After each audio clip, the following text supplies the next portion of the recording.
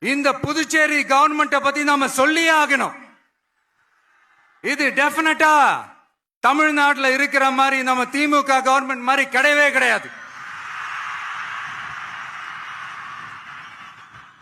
ஏன்னா வேற ஒரு அரசியல் கட்சி நடத்துற நிகழ்ச்சியாகவே இருந்தாலும் அந்த நிகழ்ச்சிக்கு தன்னெழுச்சியா வர நம்ம மக்களுக்கு பாதுகாப்பு கொடுத்து பாரபட்சமே காட்டாம இந்த கவர்மெண்ட் நடந்துகிட்டு இருக்கிறாங்க. அப்படிப்பட்ட இந்த புதுச்சேரி கவர்மெண்ட்டுக்கும் நம்ம புதுச்சேரி சிஎம் சார் அவர்களுக்கும் இந்த நேரத்தில் என்னுடைய மனப்பூர்வமான நன்றிகளை தெரிவிச்சுக்கிறேன்.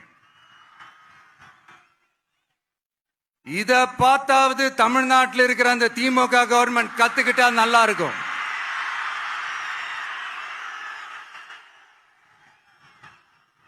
ஆனா அவங்க கத்துக்க மாட்டாங்க. பரவாயில்ல, வரப்போற எலெக்ஷன்ல 100% கத்துக்குவாங்க.